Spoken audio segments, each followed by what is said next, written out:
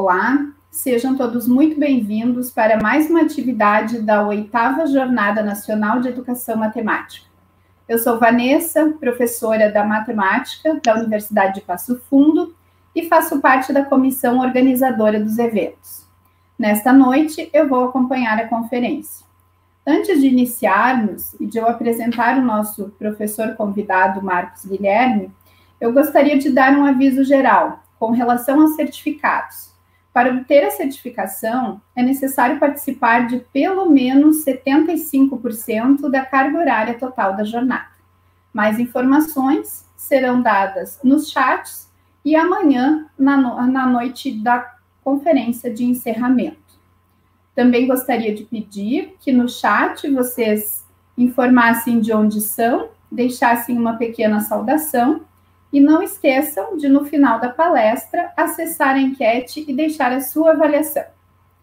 Eu gostaria de dizer que é com muita satisfação que recebemos o professor doutor Marcos Guilherme Moura Silva. Desde já agradeço ao professor Marcos Guilherme por aceitar o nosso convite.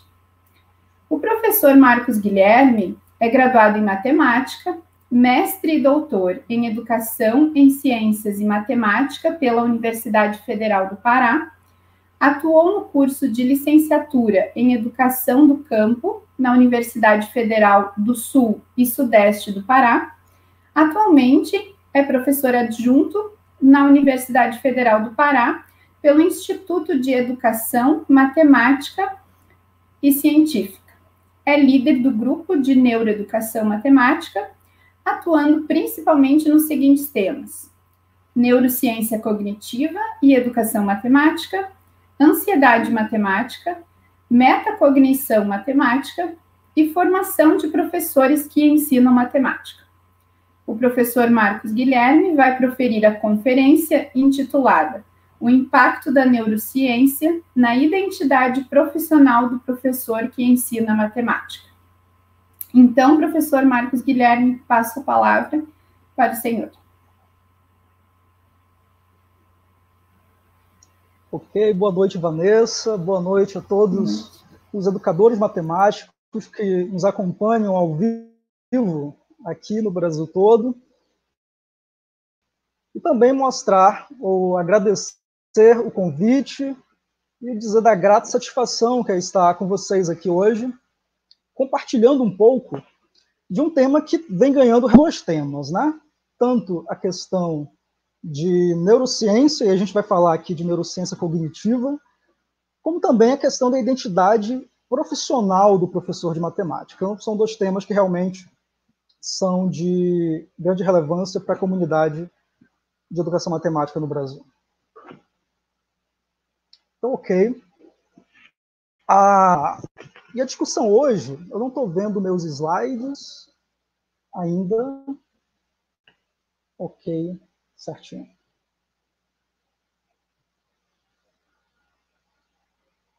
Pronto. Então tá ótimo. A questão da neurociência, só para iniciar a nossa conversa, como é que a gente então vai pautar esta conversa hoje? É discutir primeiramente o que é que nos levou a chegar a esta junção de duas temáticas, em neurociência e identidade do professor. Também falar dos estudos mais atuais e relevantes dentro da área de neurociência e como é que isso pode impactar a prática desse professor de matemática.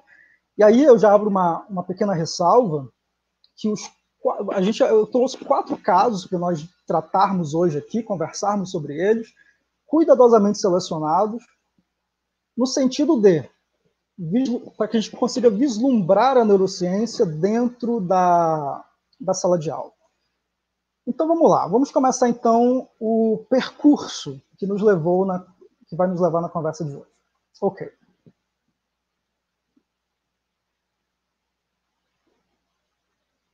A primeira interferência, então, é a questão da neurociência e da matemática. Tá? Nós temos uma área grande hoje, tanto no Brasil nem tanto, mas quando a gente olha para o cenário internacional, a questão da neurociência cognitiva relacionada com a educação matemática, ela vem ganhando grande adesão nos últimos anos.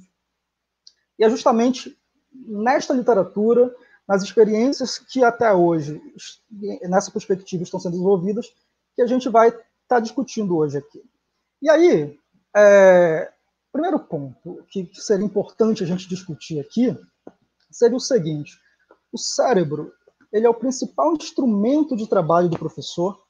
Infelizmente, o professor pouco conhece desse seu instrumento de trabalho. O cérebro seria, na verdade, o intermediador, né, entre o professor e o aluno, né? É por onde, efetivamente, a aprendizagem ela pode ocorrer. Então, a ideia é que a gente, então, discuta os estudos atuais em neurociência, como é que isso se relaciona com a matemática e, posteriormente, como é que isso pode impactar a formação de professores. Ok. O segundo ponto, após a questão da neurociência e da matemática, é como é que esta neurociência vem chegando na formação do professor. Infelizmente, o estudo aí eu trago dois estudos paralelos.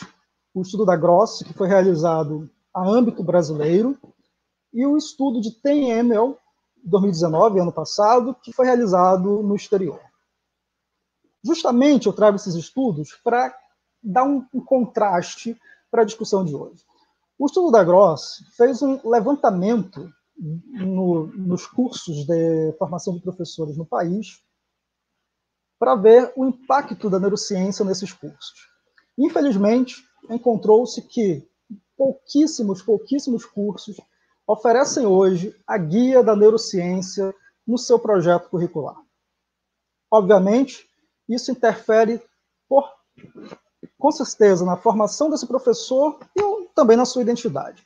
Já o estudo de TEM e do EML já mostraram o seguinte: eles avaliaram qual foi os reais impactos que a neurociência trouxe para um grupo de professores, né? E eles chegaram à conclusão que a neurociência ela impacta de modo profundo a prática desse professor. Então é com base nesses fundamentos que eu trago hoje a neurociência como um caminho que necessariamente deve fazer parte, né, do nosso arsenal, das nossas ferramentas profissionais para atuarmos na sala de aula. E aí eu penso que o tema é perfeitamente cabível para a temática do evento. Eu penso que a temática do evento dessa jornada nacional não poderia ser mais oportuno para discutirmos sobre neurociência, identidade, né, em tempos de mudanças. E realmente a neurociência é este elemento que pode provocar mudanças. Agora, vale ressaltar o seguinte: é uma visão particular minha e de vários outros pesquisadores. É importante termos também o devido cuidado ao tratarmos do tema, né? Justamente porque eu não vislumbro a neurociência como uma panaceia que resolverá todos os problemas educacionais, mas parte deles. Eu vou discutir mais um pouco para frente sobre essa questão. Ok? E então a gente tem aí a relação também da neurociência com o trabalho do professor de matemática. E aí eu trago a seguinte metáfora, né, a metáfora do Google Maps, para ilustrar um pouco como é que a neurociência ela pode ser infundida dentro do trabalho do professor de matemática, né, no nosso caso aqui. É importante a gente perceber que vamos pensar no Google Maps, que é para quem não conhece, né, o GPS, aquele mapa digital, também temos o Waze e vários outros. E essa metáfora foi feita por Stern e Schneider, e eu penso que ela seja muito relevante para iniciar o nosso papo de hoje. Entender a neurociência como um roteiro digital, mas em que sentido?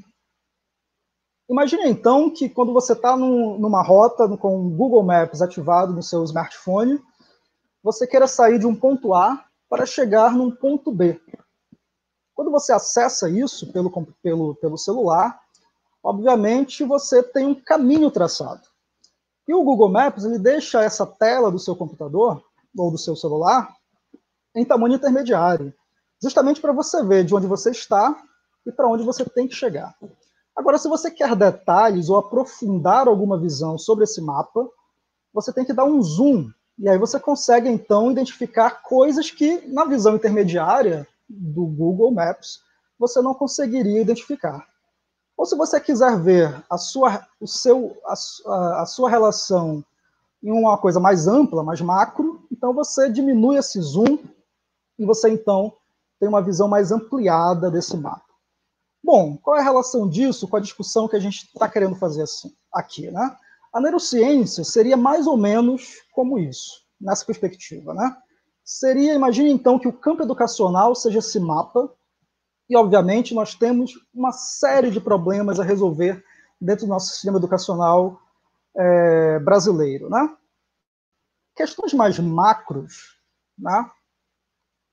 Elas resolvem-se por outras formas, né? A neurociência, ela entraria naquele nível mais micro. Se você tem um problema e você quer identificar, aprofundar um problema, então você pode dar um zoom neste mapa educacional, e então você pode identificar ali coisas que a sua visão intermediária não identificaria. Então, eu penso que a neurociência ela não daria conta de resolver todos os problemas, até porque, quando a gente fala de problemas, como eu já falei anteriormente, o ensino é apenas um dos problemas que a educação, no caso matemática, ela enfrenta. Temos problemas de políticas educacionais, temos problemas de larga escala no cenário educacional. Obviamente, a neurociência não resolveria esse tipo de problema. Mas quando a gente olha para problemas menores, micros, eu penso que aí está o ganho da neurociência, e é nessa perspectiva que eu gostaria que a gente olhasse a neurociência cognitiva na palestra de hoje, como aquela mais uma ferramenta para o trabalho do professor de matemática para olhar problemas micros, problemas mais pontuais. E aí, só para antecipar como é que vai ser então a estratégia da nossa discussão de hoje, eu trago 4 casos que estão relacionados à neurociência. Um caso relacionado ao rastreamento ocular e o ensino de frações. O segundo caso, relacionado à ansiedade matemática e à variabilidade da frequência cardíaca. O terceiro caso, relacionado ao ensino de áreas de perímetros e como é que a resolução de problemas geométricos se comporta no cérebro. E um terceiro caso, o último caso, que está relacionado a problemas algébricos. Então, eu tive o devido cuidado de selecionar pelo menos 4 casos que contemplem pelo menos boa parte das ramificações quando a gente fala de ensino de matemática. Como é que a neurociência está vendo esse processo, ou como é que contribuições ela está trazendo para o professor de matemática em relação a esses pontos. Então, embora o trabalho da Grossi tenha mostrado que nós temos pouca influência da neurociência em sala de aula, por outro lado, nós temos um problema sério a ser enfrentado, que é a questão dos neuromitos. Né? Para quem não sabe, neuromitos são afirmações falsas ou equivocadas em relação a processamentos do cérebro, do funcionamento cerebral em relação à aprendizagem. E estudos foram feitos indicando que o professor é um profissional que, infelizmente, está muito propício a ver a neurociência e encará-la, algumas informações, encarar como verdade. Eu vou dar um exemplo para ilustrar melhor essa questão dos neuromitos. Né? Por exemplo, há uma série de discussões que mostram que algumas pessoas têm mais facilidade de aprender se for usado, por exemplo, o campo visual, ou então se for usado o campo verbal, ou então se tiver uma perspectiva mais envolvendo a questão da sinestesia. Em outros termos, as pessoas aprendem melhor se usarem um estilo de aprendizagem do qual elas têm maior familiaridade. Essa é a afirmação. Mas é uma afirmação falsa. Né? Já se tem vários estudos mostrando que, embora a pessoa tenha uma certa propensão a aprender de modo visual, mas esse aspecto visual, a região visual, quando a gente olha para o cérebro, ele está interligado com uma série de outras redes verbais, redes de processamento numérico. Então, veja, não existe uma única rede responsável pelo processo de aprendizagem. E muitas vezes o professor, equivocadamente, tenta identificar de modo errôneo o estilo de aprendizagem do aluno e tenta estabelecer estratégias didáticas que contemplem aquele estilo de aprendizagem, e muitas das vezes, o que a neurociência vem mostrando é que não é bem por aí. Né? Na verdade, quanto mais a gente conseguir relacionar essas experiências, melhor será. Mas esse é um exemplo de neuromito que é muito difundido, tem vários e vários outros casos que realmente precisam ser enfrentados, né? Temos que encontrar uma forma, e aí eu trago alguns caminhos, vou mostrar até o final da minha palestra, alguns caminhos que podem ser encontrados no sentido de dar ao professor esta formação, uma alfabetização, eu estou chamando assim, uma alfabetização neurocientífica, no sentido de que esse professor seja, de algum modo, relacionado com a neurociência e, consequentemente, uma forma de enfrentar neuromitos e melhorar o nosso processo de aprendizagem. Pois bem, ok. Por fim, então, esse caminho, então, vejam que eu estou passando por várias interfaces, e aí a gente chega na temática da discussão de hoje, que é a neurociência e a identidade do professor. Né?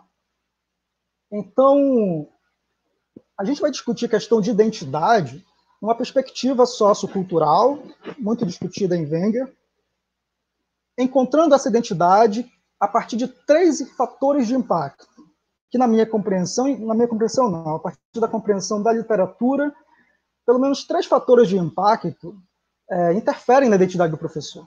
E a gente vai discutir melhor isso daqui para frente. Ok.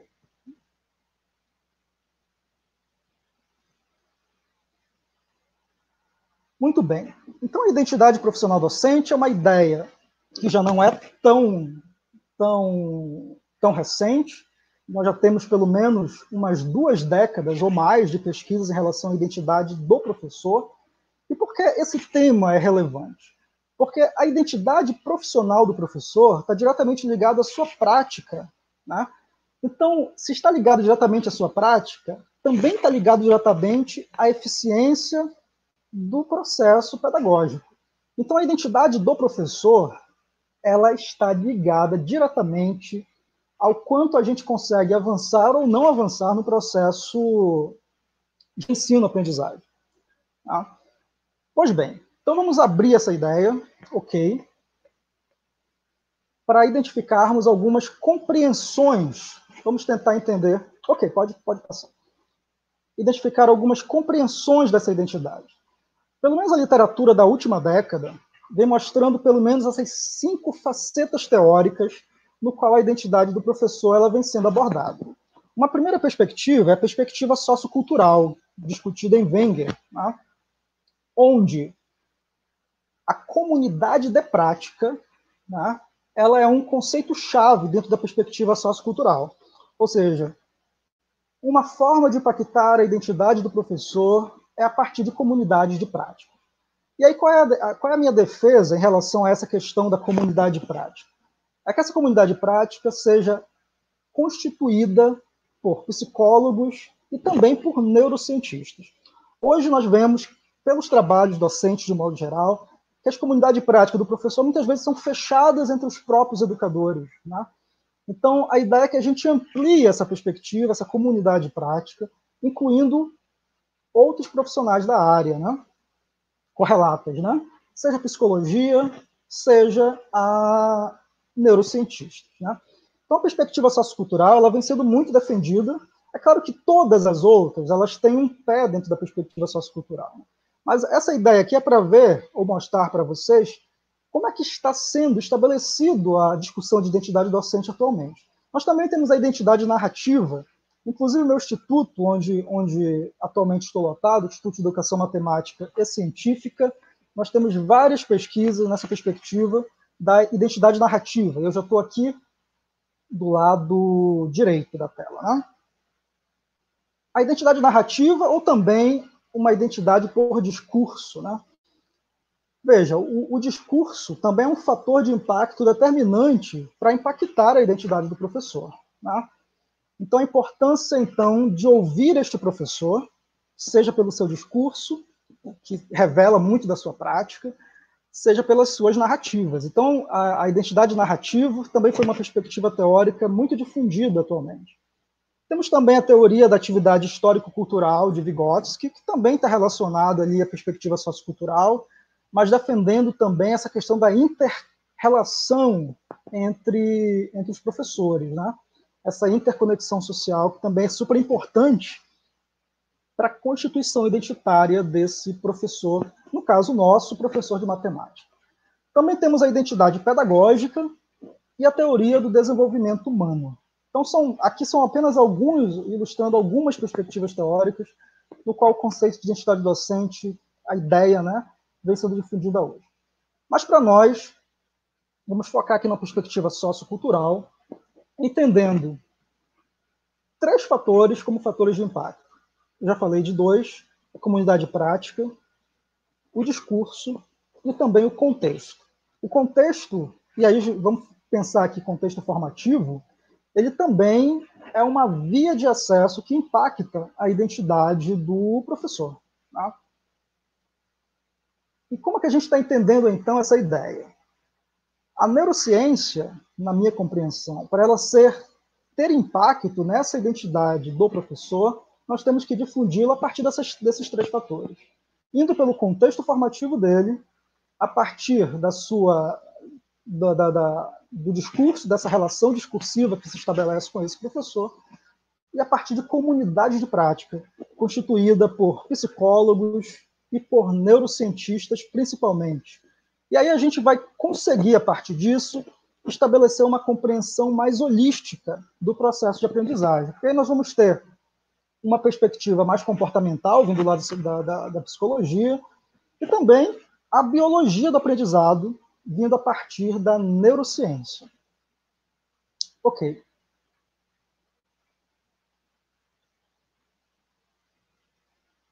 Bom, e agora para discutir como é que a gente vai ver esta questão da neurociência cognitiva na identidade do professor, eu trago 3 vias de acesso. Então, a primeira pode passar, é a chamada o conhecimento neurológico. O conhecimento neurológico, e aí essas 3 classificações eu me baseio em Smith e Grabner, 2015, onde eles discutem que, pelo menos a partir dessas 3 vias, a neurociência ela pode ser aplicada ao cenário educacional, na formação de professores e, consequentemente, a partir disso, interferir na sua identidade. O que viria a ser o conhecimento neurológico? O conhecimento neurológico nada seria do que o conhecimento biológico da aprendizagem.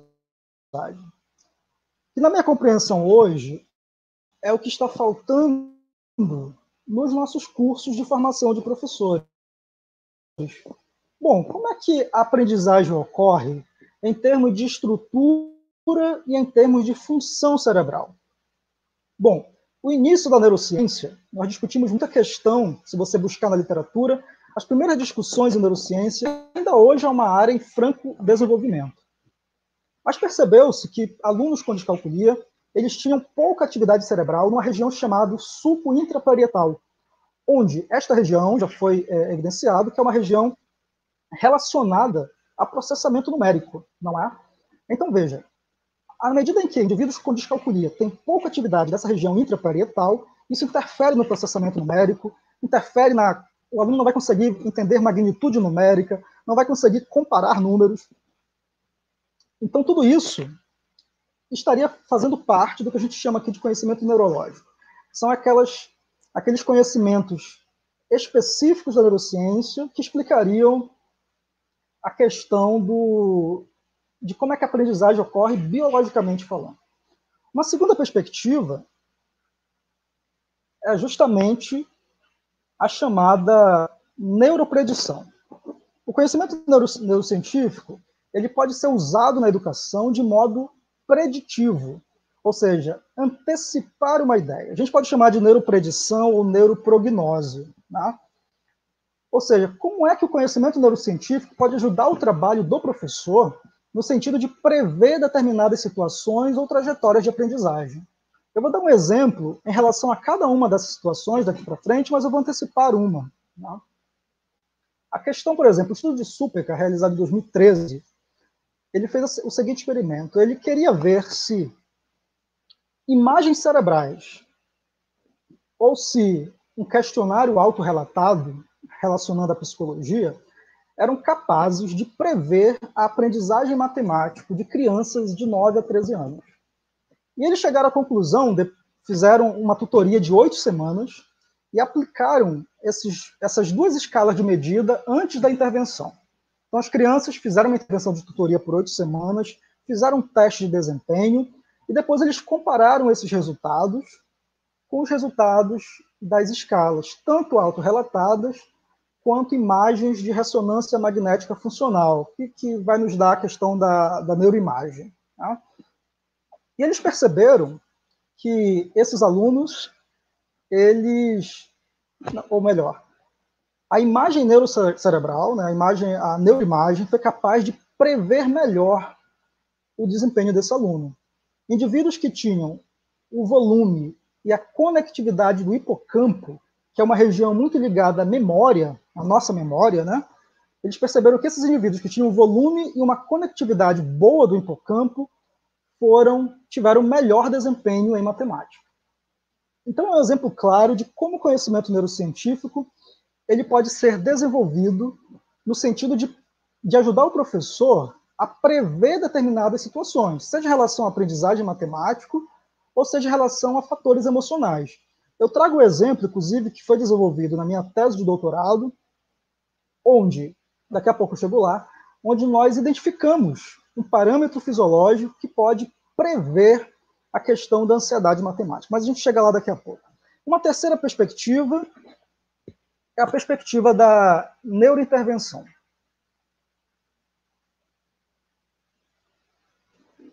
A neurointervenção, então, seria o uso do conhecimento neurocientífico para informar a prática do professor. Mas informar não no sentido prescritivo, porque é uma discussão muito recorrente, né? Bom, como é que vai ser o uso desse conhecimento pelo professor? Vai ser de modo prescritivo, receita de bolo? Na verdade, não, né? Nem é conveniente que assim seja. O conhecimento neurocientífico ele deve informar o professor sobre determinadas situações e, a partir disso, combinando com princípios pedagógicos, o professor, então, consegue elaborar uma estratégia didática, né, mais informada por evidências, e, nesse caso, evidências neurocientíficas. Então, comunidade de educação matemática brasileira, que nos acompanha agora, pelo menos esses 3 fatores são o que eu estou considerando nessa minha fala como fatores importantes para impactar o uso da neurociência na prática do professor, e isso com impacto direto na sua identidade. Vamos, então, a partir de agora, discutir alguns casos específicos de ensino de matemática. E aí eu trago, como eu falei no início, eu tive um cuidado especial na escolha desses casos, pegando principalmente problemas próprios da sala de aula e pegando instrumentos neurocientíficos que podem ser perfeitamente válidos ou usados em sala de aula. Ou seja, que a gente chama de um equipamento mais ecológico. Só para esclarecer melhor isso. Hoje, os estudos de neurociência, elas usam vários tipos de instrumentos para identificar a cognição humana. Por exemplo, a questão da imagem por ressonância magnética funcional vai fotografar o cérebro em tempo real para verificar se no momento que o aluno está fazendo alguma atividade, quais são as atividades cerebrais, como é que está ocorrendo essa atividade elétrica dentro do cérebro. Isso, a questão da ressonância magnética funcional, ela é perfeitamente válida. Só que a gente sabe que, para o contexto escolar, é totalmente utópico, ainda hoje, usar a ressonância magnética funcional em tempo real em sala de aula. Né? Ou seja, seria um equipamento de difícil acesso para o professor. Então, os casos que eu trago aqui estão relacionados a instrumentos de medida, e aí o primeiro que eu trago é o movimento dos olhos, ou rastreamento ocular, que pode ser perfeitamente usado em sala de aula, eu vou explicar melhor sobre isso, sempre relacionando com problemas pedagógicos. Então, veja lá, o primeiro caso discute sobre o movimento dos olhos e ensino de fração. Então, vamos entender melhor sobre isso. Ok.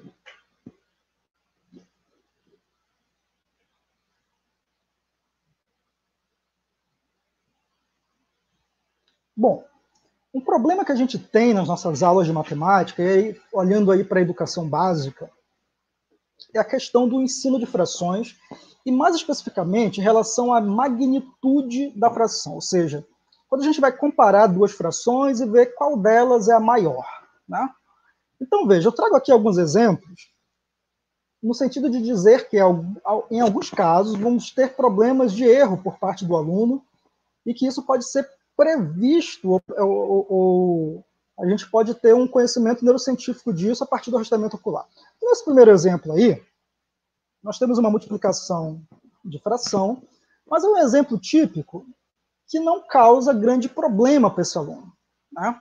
Ele vai multiplicar o numerador com o numerador, denominador com denominador, né?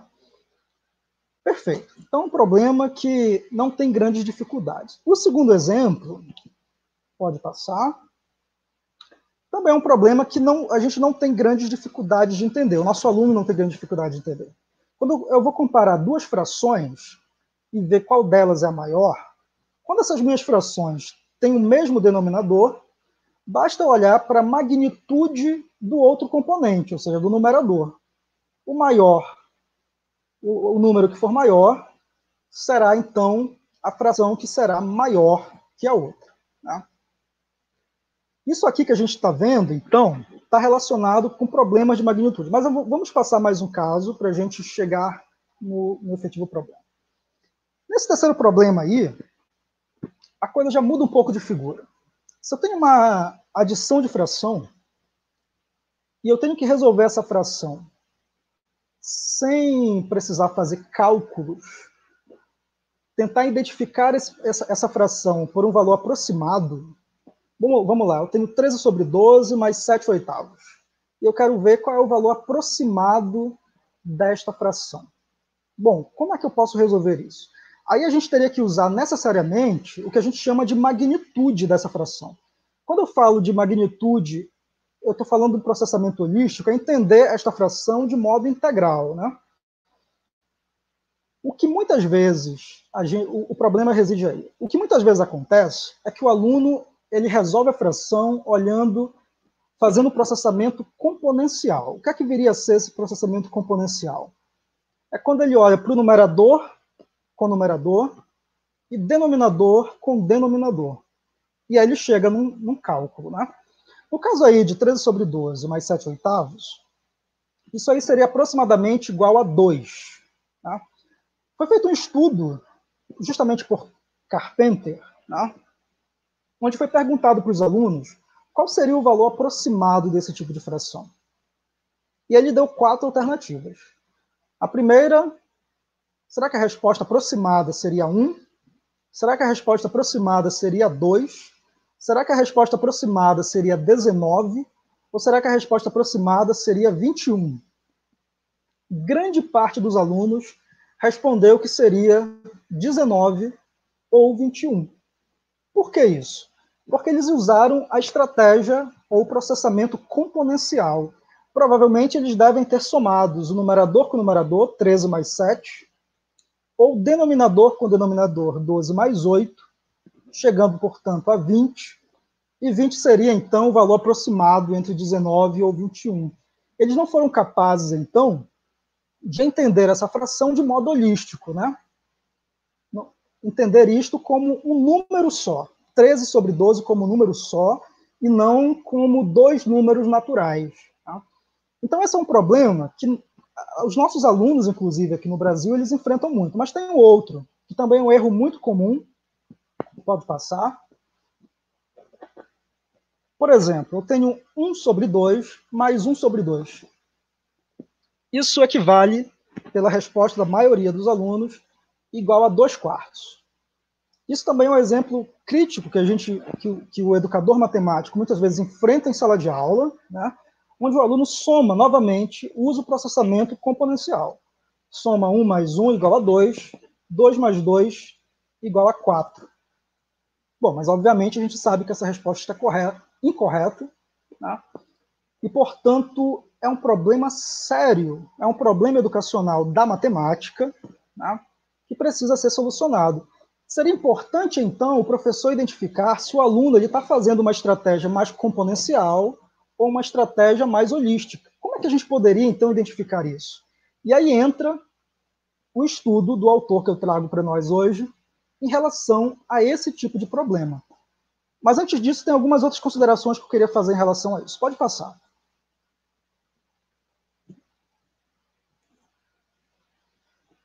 Bom, o estudo do Ni e Zhou, ele chegou à conclusão que focar nos componentes da fração, ou seja, focar no numerador e focar no denominador separadamente, né, e ignorar as magnitudes das frações, parecem ser a fonte de erros típicos que muitos alunos cometem.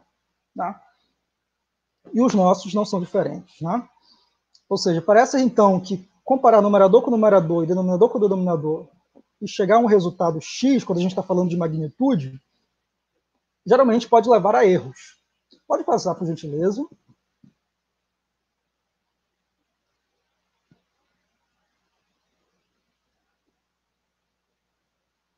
E tem um outro dado interessante. A proficiência com frações, já foi identificado isso, ela é altamente preditiva de realização matemática posterior. O que isso quer dizer? Vocês estão me entendendo? Travou a discussão? Ok. Muito bem. Então, a proficiência com frações, ela é altamente preditiva de realização matemática posterior. O que isso significa? Significa que o ensino de frações ele é determinante para o desempenho matemático dos alunos nas séries subsequentes, inclusive no ensino superior. Tá? Quando a gente, então, está lá na cadeira do ensino superior discutindo sobre limites, obviamente a gente sabe que o ensino de frações ele é importante para compreender isso. Tá? Então, portanto, eu gostaria de um feedback para ver se eu estou sendo ouvido. Está tudo ok? Perfeito. Muito bem. Então, a proficiência com frações ela é altamente preditiva de realização matemática posterior. Daí a importância de ver o ensino de frações como um ensino que tem que ser realmente, todos devem ser levados em conta, mas o ensino de frações ele é determinante para o sucesso posterior do aluno. Pode passar.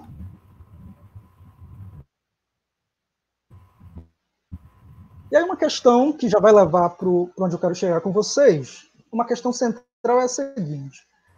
As pessoas que processam mentalmente as frações como magnitudes numéricas integradas, ou seja, 1/2 como um número só, tá? Ou processam frações apenas componencialmente, o que eles chamam de processamento componencial. Como é que a gente poderia identificar isso? E aí tem um quinto ponto, que é justamente, pode passar, quais são os mecanismos cognitivos que fundamentam o processo mental das frações. E aí, veja, esse é um exemplo, é um tipo de pergunta que a psicologia da aprendizagem, ela pouco pode nos auxiliar. E o olhômetro do professor, muito menos. Tá? E aí que entra, então, a importância da neurociência para compreender isso. Bom, qual é o mecanismo cognitivo que fundamenta o processamento mental de frações? Vamos ver a que resultados a gente chega em relação a isso.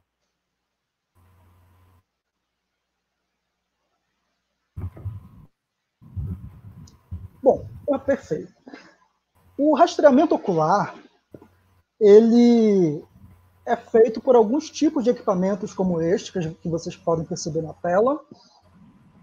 Né? Temos diferentes tipos de rastreadores oculares. O binóculos e um equipamento que se coloca abaixo da tela do computador. Né? E como é que funciona essa questão do rastreamento ocular? A pessoa, então, ela olha para a tela, né? Quando ela fixa o olhar em alguma parte da tela, ou quando ela movimenta os olhos, isso se reflete no próprio pensamento, ou no próprio processo cognitivo que ela está pensando. Tá?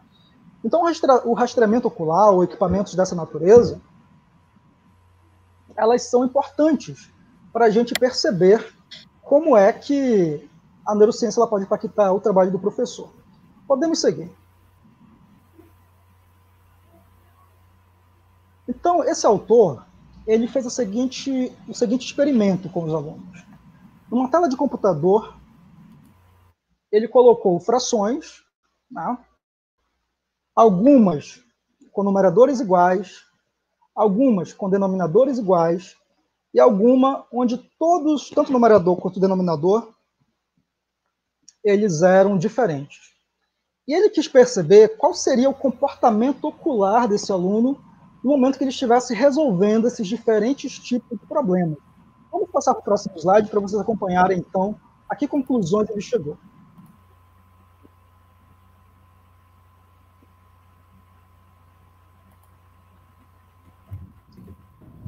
Veja só.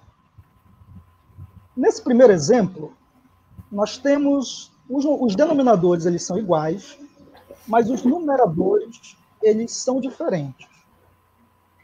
Esse mecanismo, essas manchas que vocês estão vendo aí, entre os números, foi exatamente o movimento que o aluno ele fez ao decorrer dessa resolução. Então percebam que o movimento, e essa corzinha vermelha, é onde efetivamente ele deve ter fixado mais o olhar dele. Né? Percebam que ele olhou principalmente para os componentes, né, diferentes dos numeradores. Então, pode passar. Nesse caso aqui, nós percebemos que o foco de visão ele está nos componentes diferentes, né, quando os denominadores são iguais. Nesse segundo caso, pode passar de novo. O foco de visão do aluno ele já está nos componentes diferentes quando os numeradores são iguais. Nesse caso aí, no segundo exemplo, no segundo quadradinho branco, nós percebemos que os numeradores são iguais, mas os denominadores são diferentes. E percebam, então, que esse indivíduo que estava sobre o experimento, ele olhou muito para os componentes ali de baixo, que eram diferentes. Né? E nesse terceiro caso, nós não percebemos diferenças. O indivíduo ele olhou fixamente para os dois números. Nesse terceiro exemplo, nós temos... Nesse terceiro exemplo, todos os componentes são diferentes, e a gente percebe que o aluno, então, ele olhou de modo igual para todos esses componentes, indicando, portanto, que nesse caso ele poderia estar tendo um processamento mais holístico dessa fração. Nos dois casos de cima, provavelmente ele estava tendo um comportamento mais componencial. Então, a que conclusão a gente chega? Pode passar.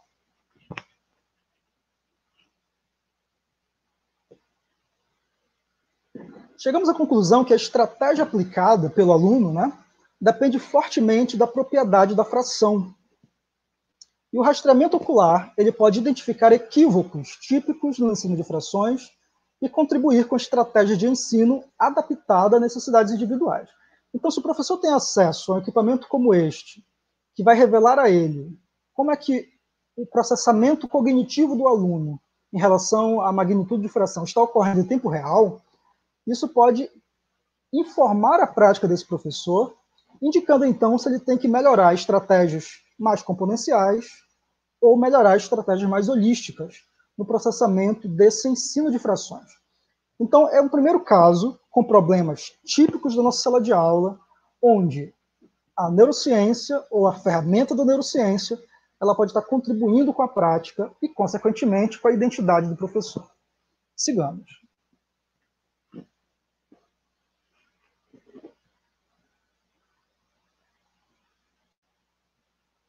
Bom, o segundo caso que eu trago para vocês é a relação da ansiedade matemática e da variabilidade da frequência cardíaca.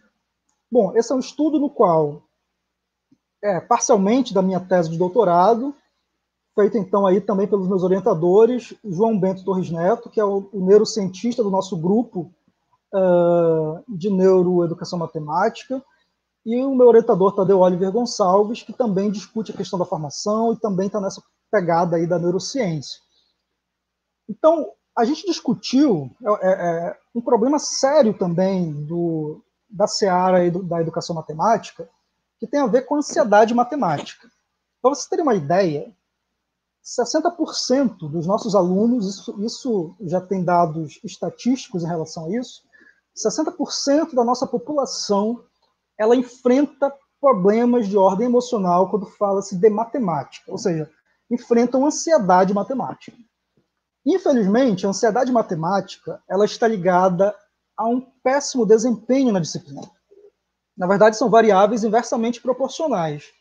Indivíduos com alta ansiedade matemática têm um baixo desempenho matemático.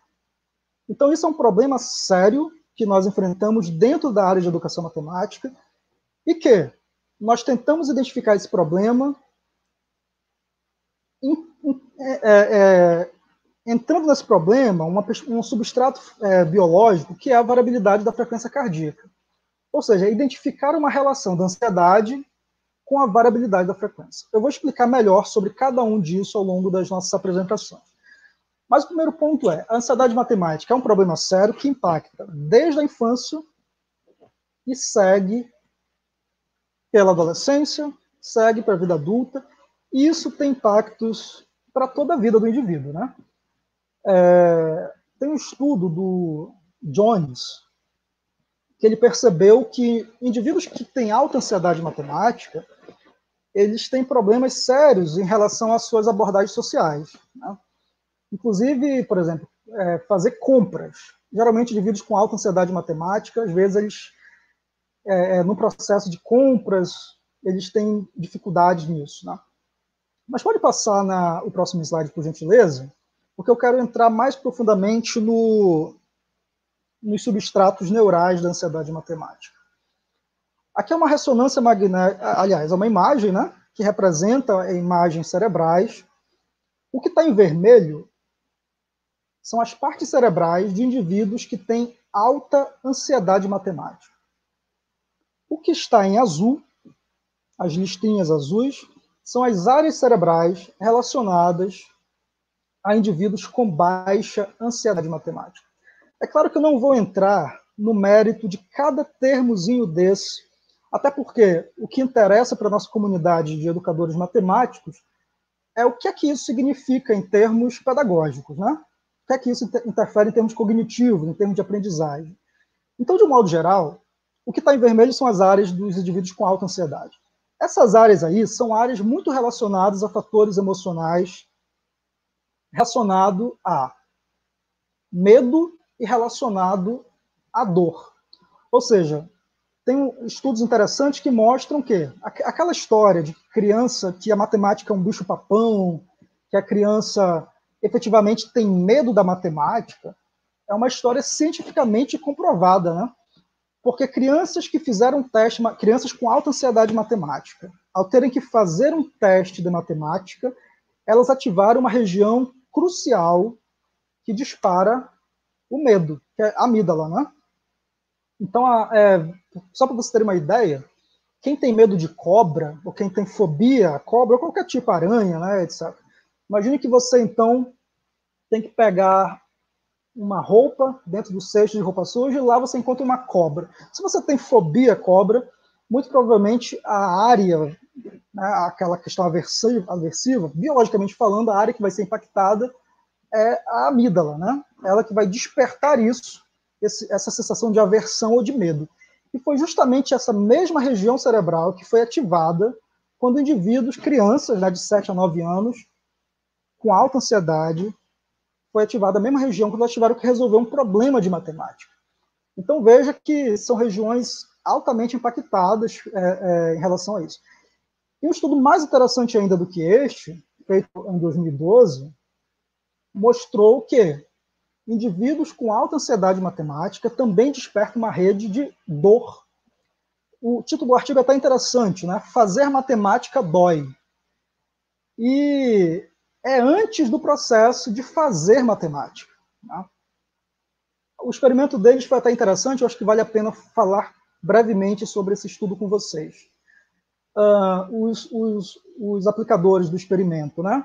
Eles dividiram os alunos em alta e baixa ansiedade matemática, e eles foram expostos a um teste de desempenho matemático, né? E um teste de desempenho de palavras, ao mesmo tempo. Numa tela de computador, quando aparecia um círculo amarelo, indicava para aquele indivíduo que a próxima tarefa seria uma tarefa de matemática. Agora, se na tela do computador aparecesse um quadradinho azul, aquele indivíduo sabia que a próxima tarefa seria uma tarefa de palavras. Veja que interessante. No momento que aparecia a forma geométrica amarela, indicando então que a próxima tarefa seria de matemática, indivíduos que tinham ansiedade matemática, eles despertaram a região, justamente da região de dor. Tá? Ou seja, antes mesmo deles fazerem o teste de matemática, aquela região ela já estava impactada. Isso pode explicar porque muita gente foge da matemática. Tá? Muitas vezes, essa questão da evasão, quando o aluno ele tem que ter acesso a um problema de matemática, muitas vezes porque essa região, a região de dor, ela é ativada no momento que ele pensa em fazer matemática. Ou seja, é um problema que realmente impacta a vida do estudante e, obviamente, impacta o nosso trabalho como professor em sala de aula. Agora, vejam em contraste que indivíduos que têm baixa ansiedade matemática, que são esses que estão representados na corzinha azul na nossa figura, eles não despertaram essas redes de medo e de dor, mas eles despertaram redes envolvidas em processamento numérico, em processamento matemático. Tá? E, obviamente, eles obtiveram um melhor desempenho, né, na tarefa de matemática. Tá? Então, vejam, indivíduos com alta ansiedade matemática, eles ainda têm que lutar, antes de fazer um problema, eles têm que lutar com seus estados biológicos, né, emocionais, em relação ao medo e à dor. Enquanto que indivíduos que não sofrem desse tipo de problema, eles já vão direto para o processamento matemático, obviamente obtêm o melhor desempenho, né? Agora, isso aí é em relação ao cérebro. E a gente tentou, no nosso grupo de pesquisa, identificar qual seria o impacto dessa ansiedade matemática no sistema nervoso autônomo, ou sistema nervoso periférico, que é o próximo slide.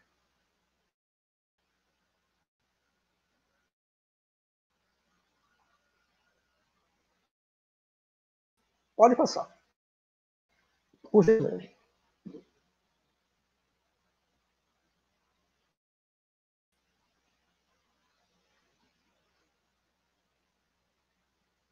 E aqui eu vou tentar traduzir brevemente para vocês o que é... Não, um slide anterior, por gentileza.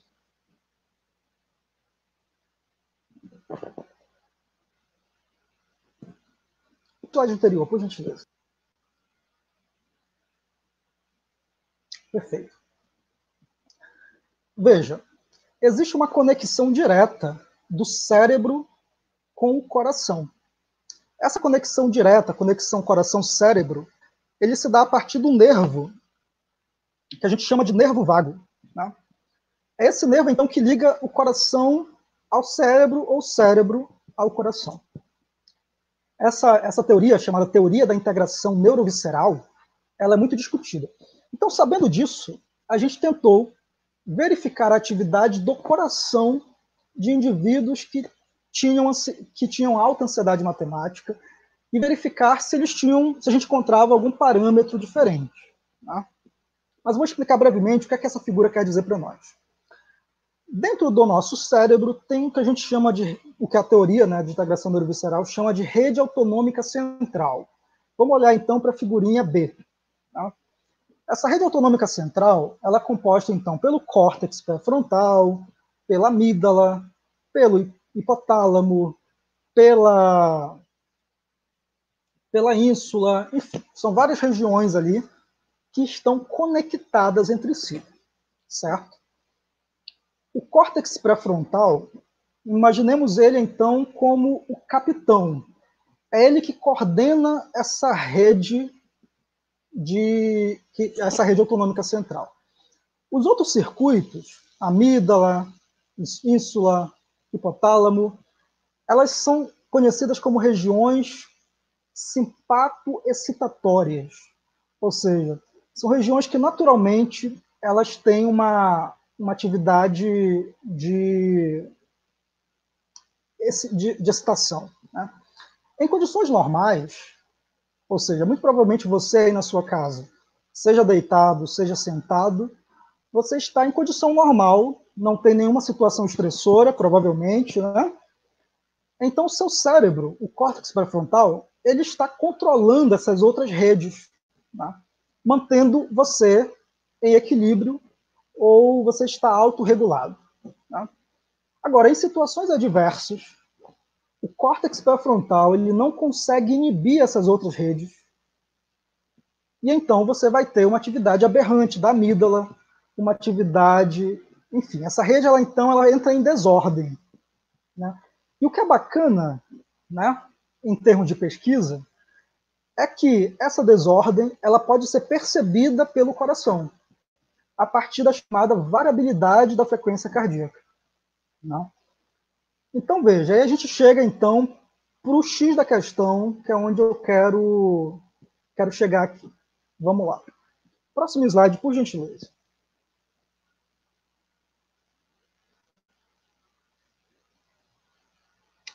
Então, a variabilidade da frequência cardíaca seria a janela da atividade cerebral. Ela está sendo identificada hoje como uma janela que permite ver como é que anda a atividade emocional e cognitiva do indivíduo em determinados tipos de situações. A variabilidade da frequência pode passar 2 vezes, por gentileza. Ela é composta por 2 sinais, que a gente vai chamar aqui de sinal RR, né? Então, se você colocar a mão no seu coração, você vai sentir uns pulsos, né? Isso aí é a chamada frequência cardíaca, batimento a batimento. Mas a variabilidade da frequência cardíaca, ela é diferente da frequência cardíaca. É a análise de 2 batimentos ou mais, 2 batimentos consecutivos do coração. Então, veja, imagine que cada batimento seja um R, tá? RR, RR.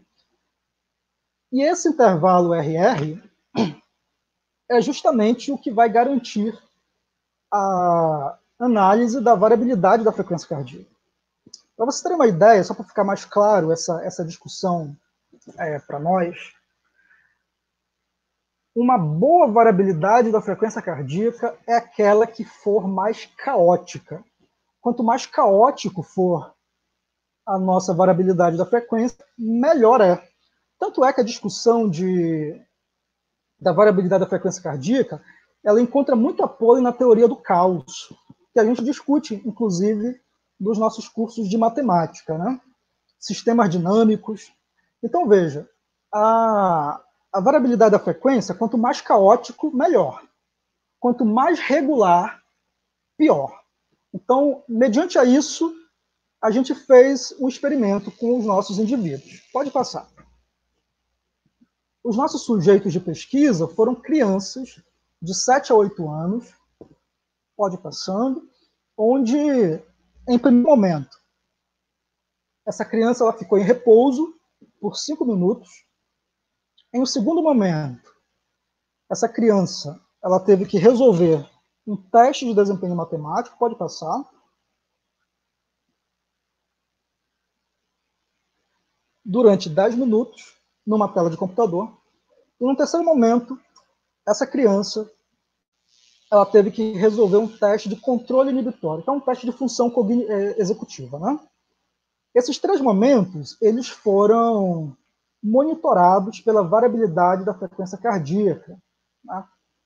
Que nada mais é, provavelmente vocês já devem ter encontrado essa discussão, é isso aí, é uma cinta que se coloca, pode se colocar abaixo do peito.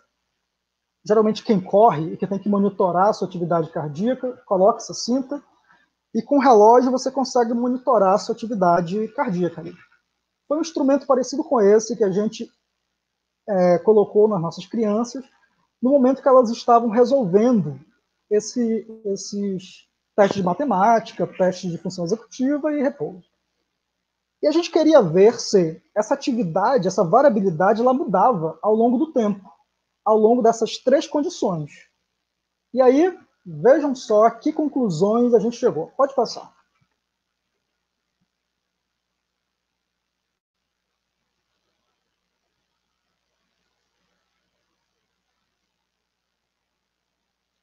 Nós chegamos à conclusão que indivíduos com alta ansiedade matemática, eles tiveram uma baixa entropia, eu já vou explicar o que é isto, e crianças com baixa ansiedade matemática tiveram uma autoentropia.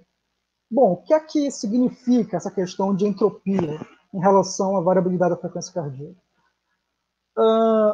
Ela vai indicar o grau de complexidade ou o grau de quão caótico está essa variabilidade da frequência cardíaca. Lembram para vocês que eu falei ainda há pouco que quanto mais caótico, melhor, e quanto menos caótico, pior? Então a gente chegou à conclusão que indivíduos com alta ansiedade matemática, eles estavam com uma variabilidade da frequência cardíaca mais regulada, né? E os indivíduos com baixa ansiedade matemática, eles estavam com essa variabilidade da frequência mais complexa, indicando que indivíduos com baixa ansiedade matemática estavam melhor regulados, falando emocionalmente, né, do que indivíduos com alta ansiedade matemática. Pode passar, por gentileza.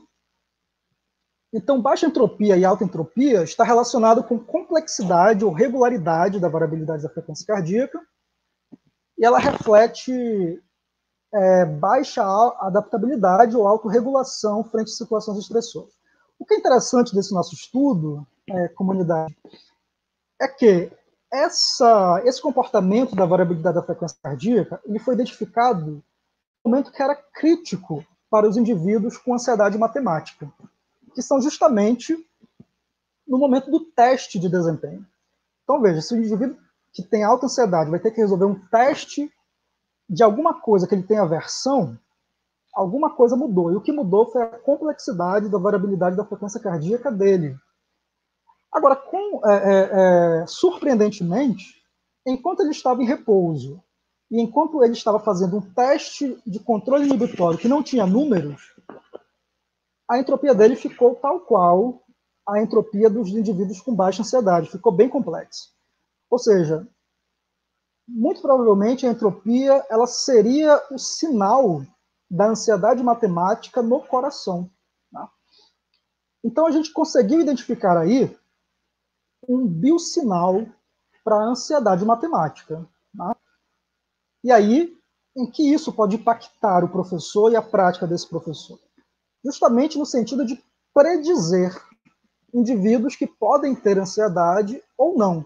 Isso poderia, então, interferir na prática do professor no sentido de dar uma estratégia mais direcionada, né, em relação a essas diferenças individuais. Pode passar, por gentileza.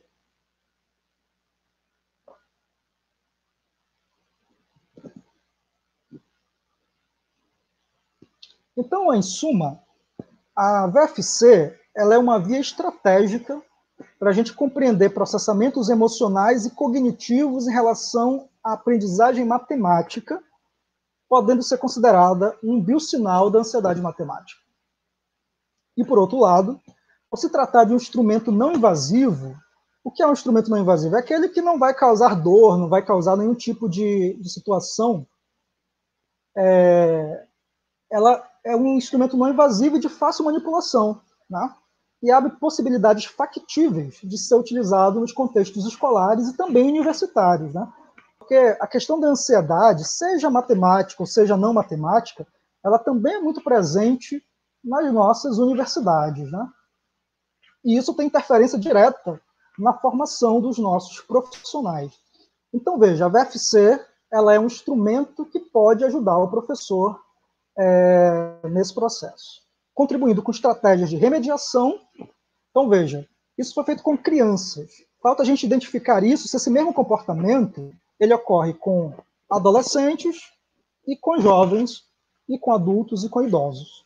Será que efetivamente a gente vai ter o mesmo parâmetro? Isso aí a pesquisa ainda falta fazer, né? Ainda é um caminho interessante de pesquisa, que vai nos indicar. Mas especificamente para a criança, a gente identificou um sinal. E isso, então, se for aplicado pelo professor das séries iniciais, a gente pode, então, usar isso a nosso favor, remediando, então, esse processo emocional que vai interferir a posteriori no aprendizado escolar desse aluno. Muito bem. Podemos seguir.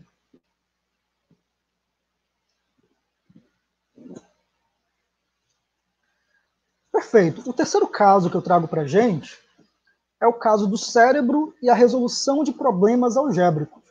Então, veja, só para recapitular o que a gente fez até agora, nós discutimos inicialmente o caso 1, que foi relacionado ao ensino de frações. O caso 2, isso relacionando com o rastreamento ocular, que é uma técnica da neurociência. O caso 2, a gente discutiu o comportamento emocional relacionado ao aprendizado matemático, isso relacionado com a variabilidade da frequência cardíaca. E esse terceiro caso, a gente vai ver quais são os impactos cerebrais quando o indivíduo está resolvendo problemas algébricos. Vamos lá, então. Vamos seguindo o próximo slide.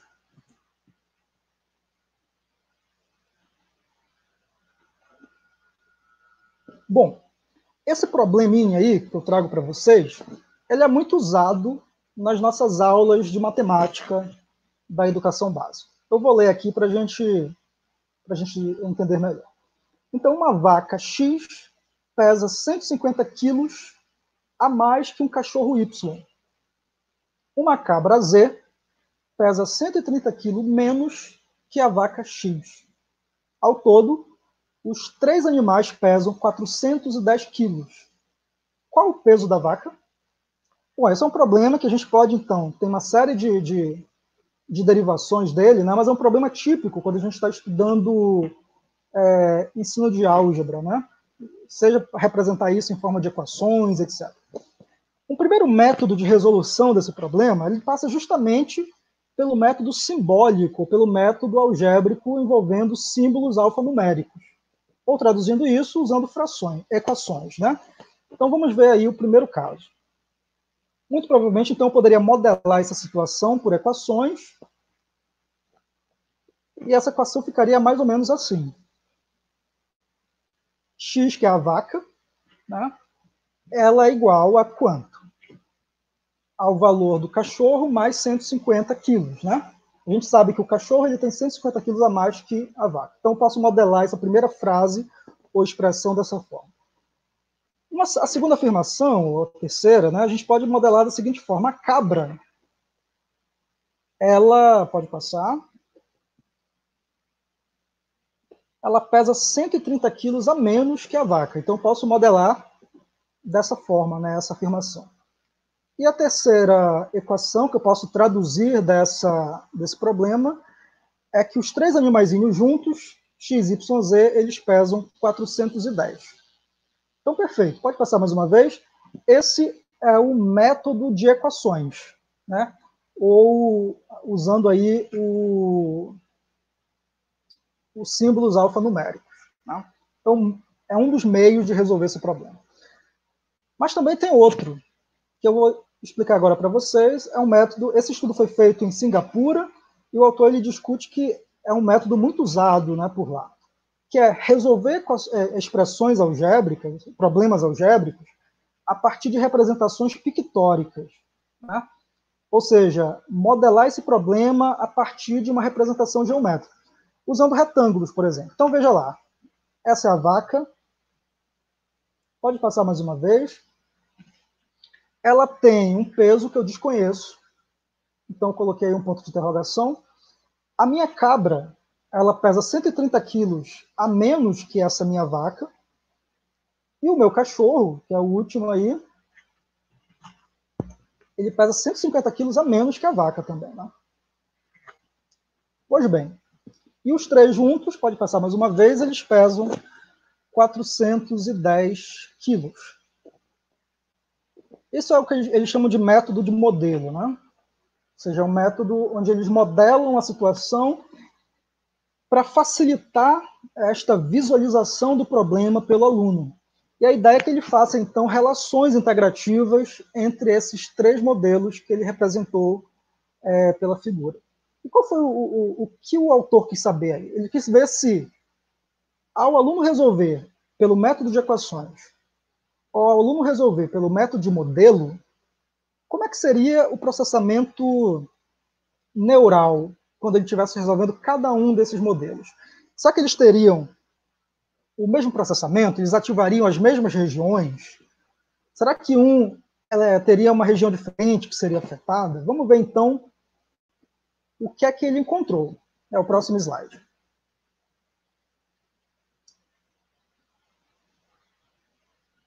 Muito bem. Ambas as estratégias, ou ambos os métodos, né, eles foram associados à ativação de áreas vinculadas à memória de trabalho e processamento quantitativo. Né? Mas veja o que é interessante. O método de equação, aquele método de representar por sistema de equações, ele impôs maior demanda atencional. Ou seja, os indivíduos que resolveram pelo método de equações, eles tiveram que ter um nível de atenção muito maior ao resolver aquele problema. Eles se desgastaram mais do que resolvendo pelo método de modelo. Bom, qual seria o impacto disso para a prática do professor? Ciente deste resultado, o professor ele pode verificar a melhor hora, né, ou o melhor momento para identificar ou usar cada um dessas estratégias didáticas. Né? Se é no momento... sabendo que o método de equações é um método que vai requerer maior atenção desse indivíduo, então, muito provavelmente, se você estiver numa aula lá no último horário, né, e for discutir ensino de equações, né, provavelmente que vai demandar um nível de atenção muito maior para esse aluno, não seria o melhor momento para esse professor estar inserindo essa discussão. Né?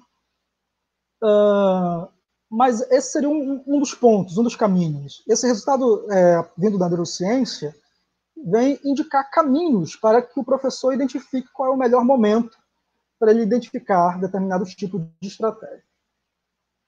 Sigamos.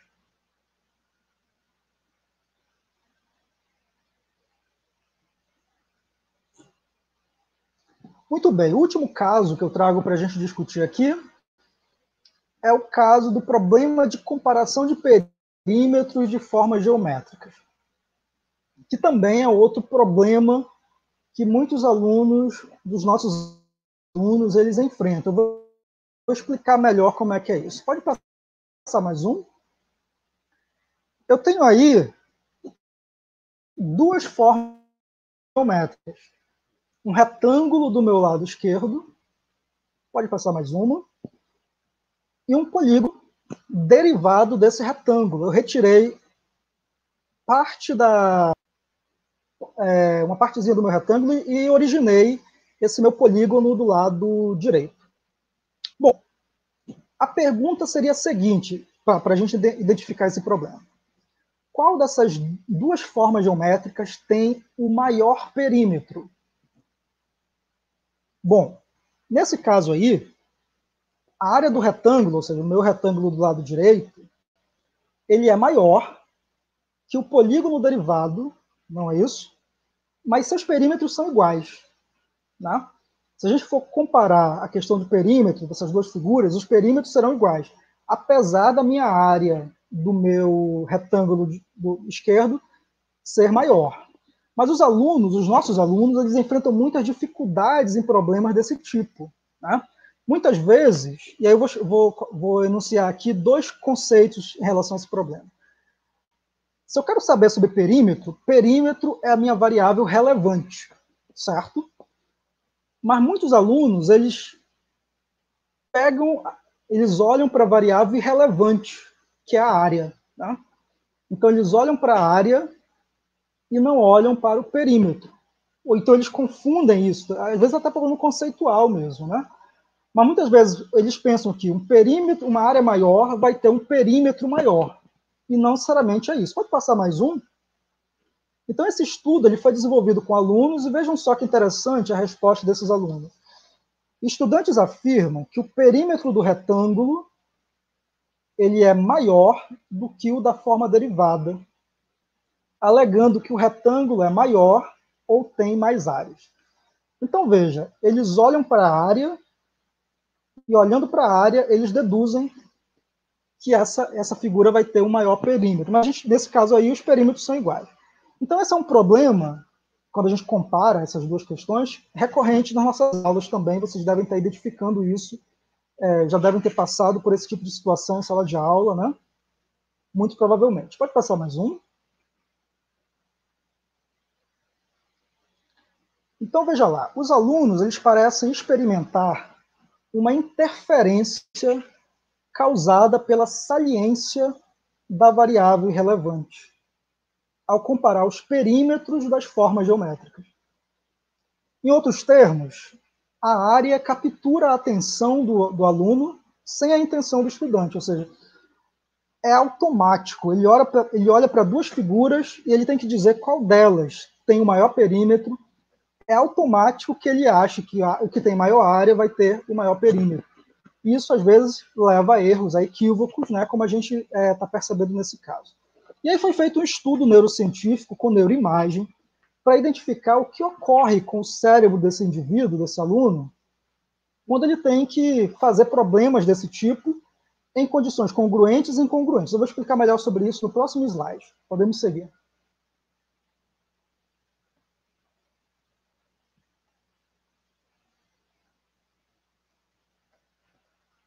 Ok, pode passar mais uma.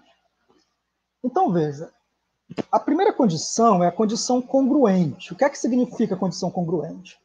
Ela não vai ter interferência da variável irrelevante área, pois área e perímetro são maiores. Então, nesse caso aí, tanto o perímetro do retângulo quanto o polígono derivado, eles serão maiores, né? Área maior, perímetro maior. Então, isso não vai causar nenhuma interferência na cabeça desse indivíduo. Vamos passar para o próximo. Agora, na segunda parte, é o incongruente inverso, né?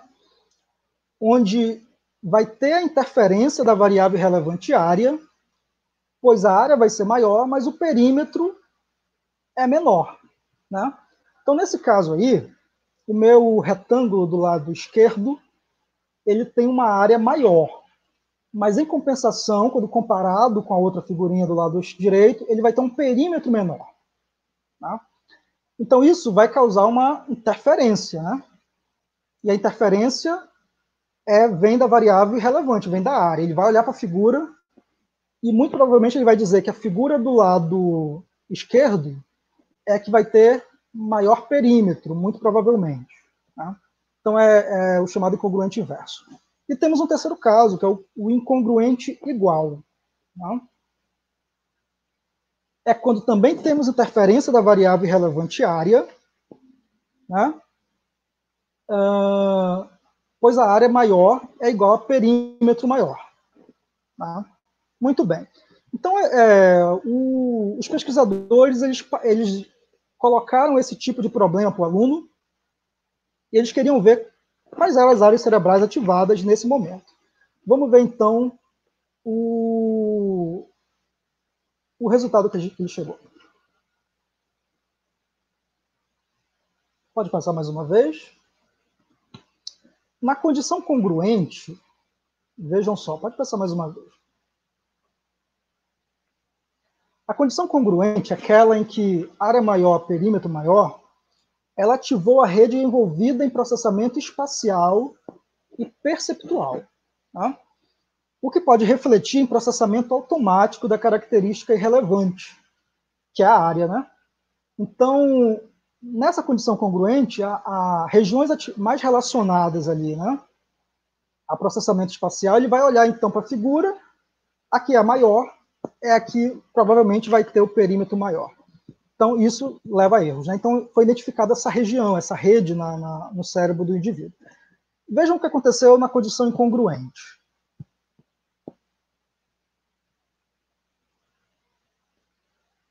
Próximo slide. Ok, ela ativou áreas envolvidas no controle inibitório. Né? O processamento do perímetro ele é inibido pelo processamento da área. Né?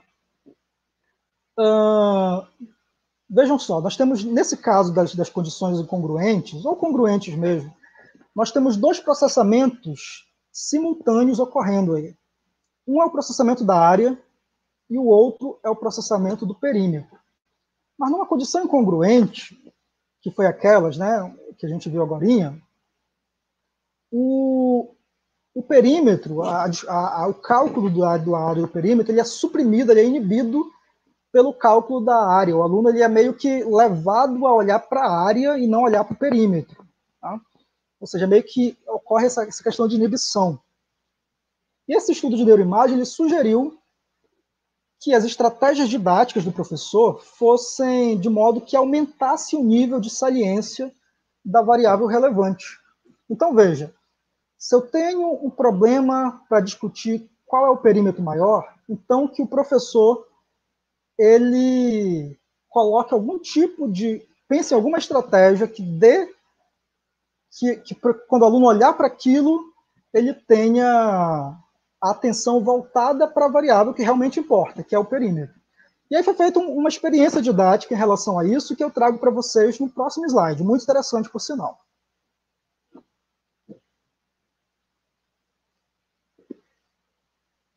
Os pesquisadores, ao ensinar essa questão dos perímetros, né, eles colocaram ao longo do perímetro palitos de fósforo.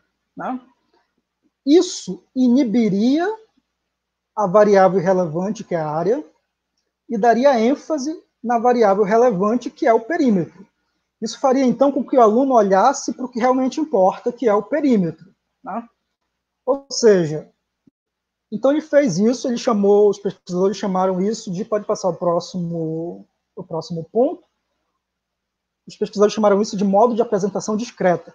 Mas eles também desenvolveram um modo de apresentação contínuo, que é aquele onde não tinha interferência da variável relevante. Tá? Pode passar mais um?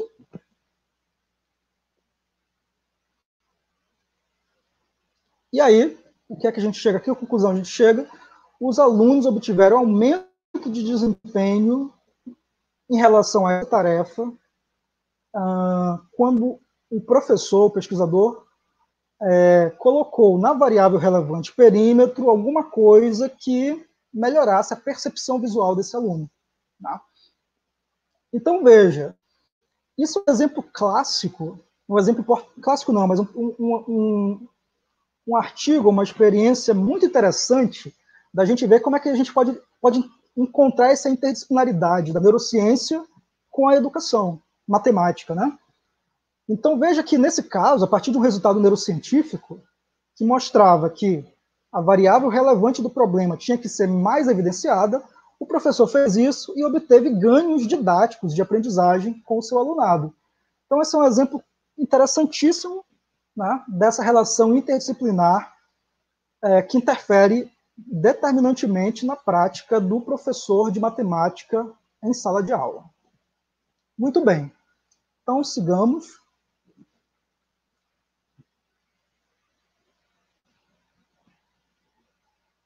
Então, para a gente então concluir a minha fala, eu trago alguns pontos específicos para a gente discutir aqui nas nossas atividades. O primeiro ponto. Pode passar. A neurociência ela deve integrar a prática pedagógica a partir de problemas de ensino. Todos os casos que eu trouxe para nós discutirmos hoje aqui são problemas de ensino, problemas de sala de aula, do chão da escola, que muitas vezes a gente enfrenta. E o que acontece hoje, né, é uma discussão que está muito em voga, é que muitas vezes o professor ele não se sente pertencente, ele não consegue ver a aplicação da neurociência na sua sala de aula. O que eu trouxe aqui foi para quebrar esse estereótipo e a gente vê que tem muitas aplicações interessantes com impactos diretos na prática do professor. Mas isso só é possível porque a gente está partindo de problemas de ensino, ou seja, é o que realmente importa para o professor. Tem um experimento interessante que discutiu sobre estimulação craniana. Né? Vamos lá, indivíduo em relação à ansiedade matemática também. Só falar brevemente para me situar aqui. Indivíduos com ansiedade matemática, a gente viu que eles desenvolvem algumas regiões relacionadas à dor, ao medo. E aí os pesquisadores, eles colocaram, e eles ativam um pouco a região relacionada ao processamento numérico, né? Córtex pré-frontal, etc. Então os pesquisadores tiveram a seguinte ideia. Bom, e se a gente colocar o que eles chamam lá, né, de atividade eletrodérmica, né? Aplicar pequenos choques, isso aí já é um tipo de experimento para melhorar, ativar regiões cerebrais, né? Pequenos choquezinhos na região que está pouco sendo ativada naquele momento de tarefa. Será que esses alunos eles vão melhorar o seu rendimento? Efetivamente, os alunos com ansiedade matemática, ao serem submetidos a situações como essas, eles desenvolveram melhor suas habilidades matemáticas, né? Em compensação, os indivíduos com baixa ansiedade diminuíram o seu desempenho. Então, é controverso esse resultado. Mas é um problema que, efetivamente, é uma situação que, efetivamente, não tem aplicabilidade no ensino, né, nosso de cada dia. Então, embora seja interessante, é um conhecimento neurocientífico, né, uma intervenção biológica interessante, mas ele não tem aplicação direta para a sala de aula. Então, o primeiro ponto, para que a gente possa inserir a neurociência cognitiva na prática do professor, é que a gente parta de problemas de ensino. E esse problema de ensino, quem deve ter é o professor, né? Muito bem. Segundo ponto. É importante que a gente institua comunidades de prática, eu já falei isso no início da palestra e vou tornar a falar novamente, entre professores, psicólogos e neurocientistas, né? A gente viu que tem problemas específicos, problemas micros, que somente a neurociência ela pode adentrar, né, e fornecer informações para o professor. Então, a gente tem que entender a neurociência como mais uma ferramenta, mas não a única, né, nem pode ser, como mais uma ferramenta para melhorar o nosso processo pedagógico, né?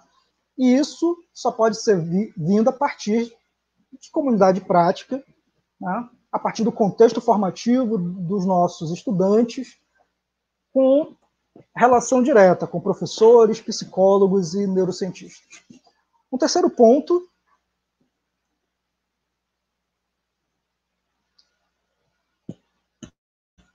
pode passar o slide, por gentileza, certinho.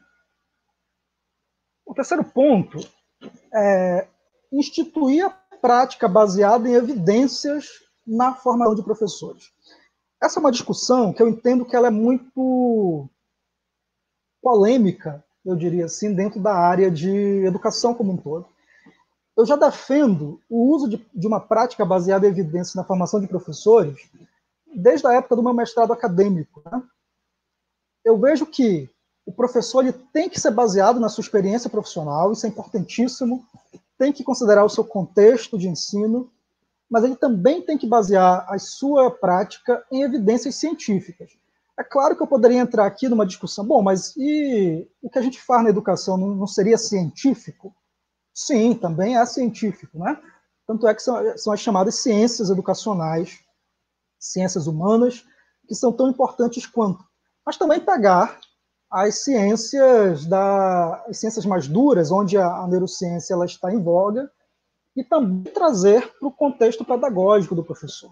Porque, veja, tanto as ciências da educação quanto a neurociência cognitiva, elas têm um problema em comum, que é a aprendizagem humana, né? Então, nada mais justo de que essas duas ciências, né, elas também dialogarem entre si, e uma forma disso seria a partir de uma prática baseada em evidências. Na minha dissertação de mestrado, eu desenvolvi uma metodologia nesse sentido com professores da rede estadual de ensino do meu estado do Pará, onde a gente desenvolveu uma prática baseada em evidências.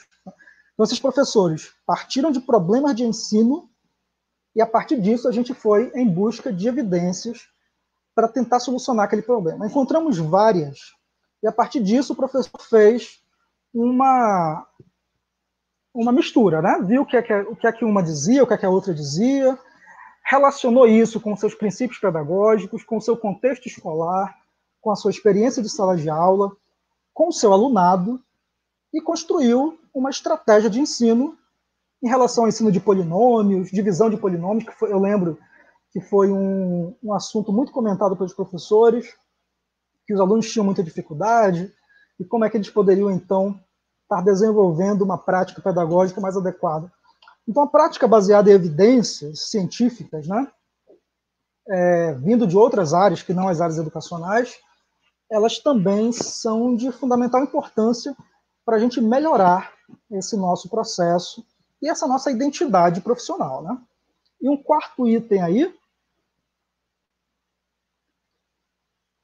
é instituir uma alfabetização neurocientífica, né? Baseado nas 3 classificações que a gente discutiu hoje aqui, que são os conhecimentos neurológicos, ou seja, a partir da biologia da aprendizagem, a partir da neuropredição, ou seja, o professor entender que existem ferramentas, medidas, que vão informar ele sobre determinado tipo de comportamento, de desempenho, de fatores emocionais, né? E também, em último grau, a neurointervenção, né? Como é que esse professor, então, a partir disso tudo, pode estar inserindo efetivamente os conhecimentos neurocientíficos, junto com o conhecimento da psicologia, da educação matemática, e junto com seus princípios pedagógicos na sala de aula. Para mim, é um tripé que nós temos que estabelecer dentro da área de educação matemática de modo muito mais efetivo, né? Muito bem. Então, eu encerro a minha fala de hoje com uma frase do último slide, onde eu tento sistematizar isso tudo, né? Para que a neurociência e neurociência cognitiva, né, tenha qualquer tipo de impacto na identidade profissional do professor, primeiro ele precisa vê-la como algo útil, próxima, precisa se envolver com ela ao ponto de experienciá-la, pertencente, né, às suas ferramentas de trabalho, e assim, só assim, qualquer tipo de mudança no ser, no devir e no pertencer desse professor poderá vir a acontecer. Então é importantíssimo que, primeiro ponto, a gente tente traduzir os conhecimentos neurocientíficos para a prática do professor, novamente, a partir de problemas de ensino. E é isso. Então, de um modo geral, eu agradeço essa fala. Quero dizer que o grupo aqui no Pará, o nosso grupo de neuroeducação matemática, ele está trabalhando muito nessa perspectiva, né? Temos várias pesquisas dentro do nosso grupo que está relacionando essa discussão da neurociência. Tem uma orientanda de mestrado que está discutindo sobre a metacognição matemática, né?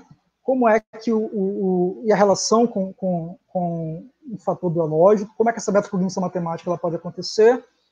Temos outros estudos, né, como de um colega meu do doutorado, o Misael, que está discutindo as relações entre vários domínios em relação à neurociência, né, domínios escolares, né, linguagens, domínios de matemática, e relacionando isso com variabilidade da frequência cardíaca, aptidão física e vários outros variáveis. Enfim, nós temos um grupo forte que está se constituindo e seja importante um espaço importante desse para a gente estar divulgando também essas nossas ações. E assim eu termino a fala na esperança da gente constituir uma comunidade de prática dentro da área de educação matemática que tenha na neurociência um caminho que eu diria muito próspero. Muito obrigado. Nós que agradecemos, professor Marcos Guilherme, pela sua fala. Eu sou um pouco suspeita para falar desse assunto, né? Porque é um assunto que me interessa muito, eu acho encantador a gente entender um pouco, né? Como se dá esse processo de aprendizagem, né? Olhando para o cérebro mesmo, né? Olhando o que é que está acontecendo com as emoções, né? Do aluno, enfim. E eu acho interessante porque conhecendo um pouco da neurociência, né, a gente tem mais uma ferramenta para repensar a nossa prática e até repensar as nossas formas de ensinar, né, visualizar os caminhos possíveis, escolher a melhor estratégia de ensino e ainda vem a reforçar a necessidade de que a nossa prática incentive cada vez mais o nosso aluno a pensar, né? A pensar diferente. Alguém até escreveu ali no chat, né? Que que existem outras formas de resolução, né? E às vezes o professor está tão fixado numa forma só de resolução que ele acaba fazendo o aluno pensar que é só daquela forma, né? E o aluno não abre, não tem outras ideias e acaba prejudicando, inclusive, o seu aprendizado, né? Muito, muito interessante isso. E eu tenho uma dúvida inicial, assim, na sua fala, eu até li um pouco o seu trabalho sobre ansiedade matemática, e eu queria saber se o medo de errar pode ser uma causa dessa ansiedade matemática. O medo do erro. Perfeito. Essa questão do erro, professora Vanessa, ela também é uma discussão muito recorrente, né? Muitas vezes a nossa escola de modo geral, ela pune o aluno pelo erro. Tá? Então, o erro ele é visto como algo ruim. Tá? Quando, na verdade, o erro ele traz ali uma assinatura cognitiva. O aluno ele pensou aquilo, por mais que ele tenha errado, seja conceitualmente, seja não aspectos conceituais ou não conceituais, mas o erro ele traz um pensar. Tem um aspecto cognitivo ali. Então, eu penso que a gente tem que ressignificar o erro. Eu penso que esse seja o caminho, né? Entender o erro também como uma ferramenta que pode melhorar. Mas a sua pergunta é, o erro, então, pode ser uma causa da ansiedade? Muito provavelmente sim. Tá? Porque o sucesso do aluno, se ele faz um teste de matemática e ele vai errando aquilo, isso causa até aspectos motivacionais nele, né? Ele vai criando uma certa desmotivação, um certo desconforto, uma certa frustração quando ele vai fazer matemática. Então, eu penso que é importantíssimo a gente ressignificar o erro nas aulas de matemática, né? Porque eles são perfeitamente, fazem parte do aspecto cognitivo do aluno. Então, certamente o erro ele interfere no processo de aprendizagem e se ele não for tratado, isso vai gerando, né? Tem até uma discussão interessante que vai nessa tua fala, Vanessa. Quem vem primeiro, né? O ovo ou a galinha, mas no nosso caso aqui, o que vem primeiro? Será que é um mau desempenho que leva à ansiedade matemática? Ou será que é a ansiedade que leva ao mau desempenho? Né? E aí a literatura ela vem mostrando que não tem uma resposta, né? Geralmente, né, acredita-se que o indivíduo já tem uma certa predisposição a ter ansiedade matemática e, portanto, isso vai levar ele a cometer erros, a ter um desempenho pior, né? Então, nesse caso, teria que melhorar esse grau emocional dele em relação à ansiedade.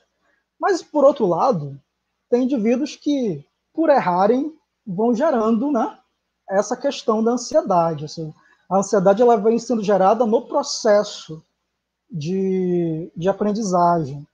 Nesse caso, aí o professor ele já tem uma influência muito grande em relação a esse aluno. Tem também, inclusive, um estudo que mostra que a ansiedade do professor, que às vezes nós temos, né, professores que são ansiosos da matemática e vão ensinar matemática. Muito provavelmente, essa ansiedade desse professor com a matemática, ao ensinar matemática, vai ser transmitida para o aluno, né? Então, já há estudos que mostram o impacto também dessa ansiedade do professor na ansiedade do aluno.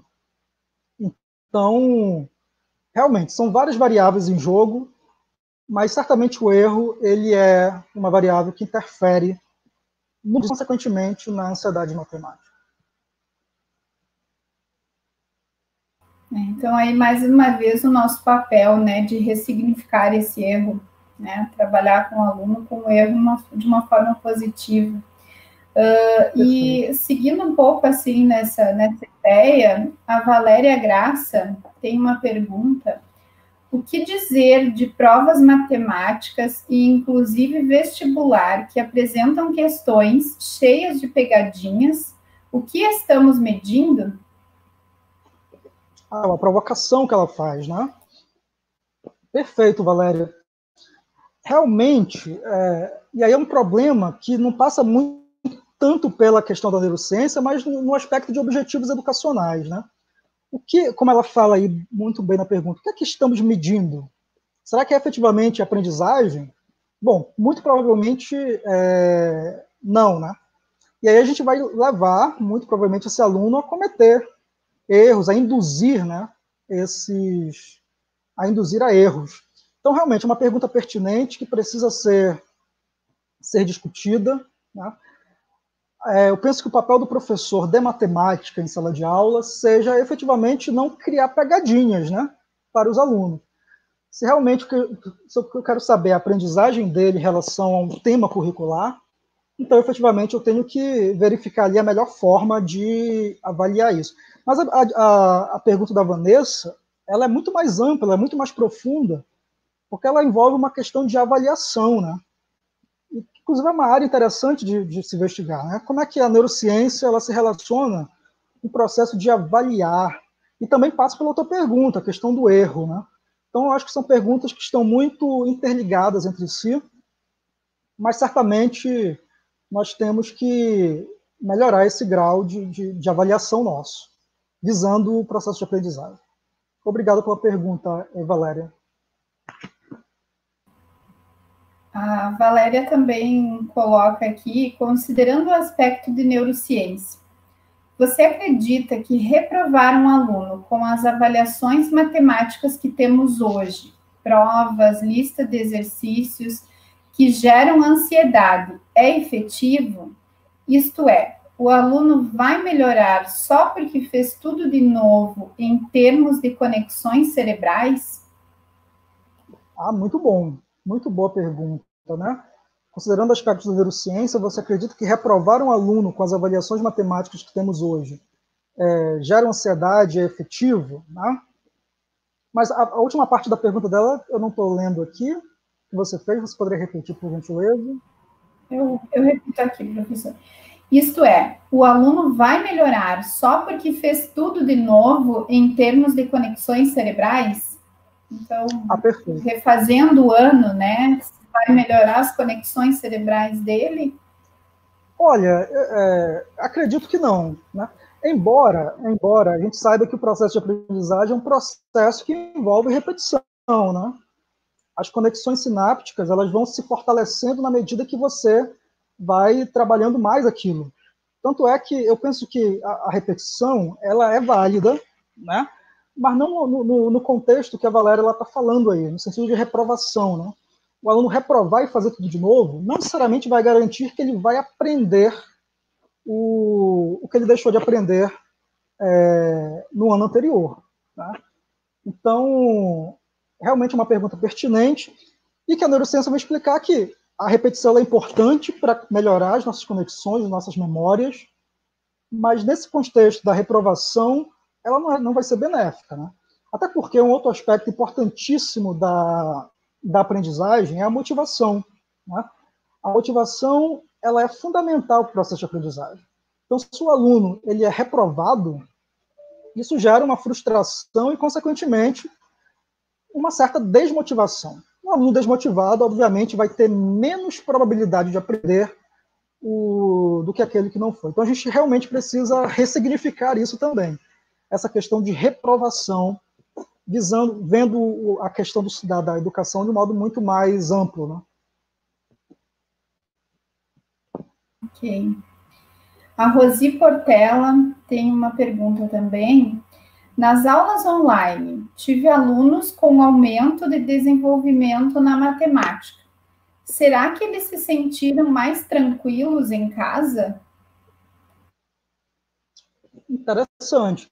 Inclusive, o impacto do ensino remoto, né, nas aulas de matemática, eu penso que é uma pesquisa, comunidade de educação matemática que puder pesquisar sobre isso, né, o impacto do ensino remoto no processo de aprendizagem. No caso do relato da professora, como é o nome dela? Rosi Portela. Da professora Rosi Portela, é interessante, né? E a pergunta dela é, será que eles se sentiram mais tranquilos em casa? Bom, isso realmente... E será que essa tranquilidade tem a ver com o aumento de desempenho desses alunos? Bom, é uma pergunta difícil de responder esta, mas talvez tenha interferência, o contexto, né? E aí a gente chega numa conclusão, será que a escola, né, ela está cumprindo seu papel nesse processo de aprendizagem? Será que, então, o aluno no conforto da sua casa, né, ele vai conseguir aprender mais, vai ficar mais ansioso? Eu acho que depende muito, a gente teria que fazer uma análise mais ampla sobre isso.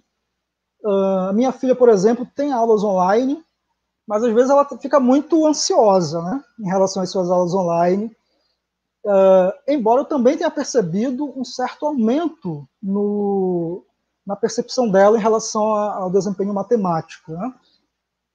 Bom, talvez seria algo interessante de se investigar, o impacto do ensino remoto no processo de aprendizagem, né? Qual é o impacto disso no processo de aprendizagem?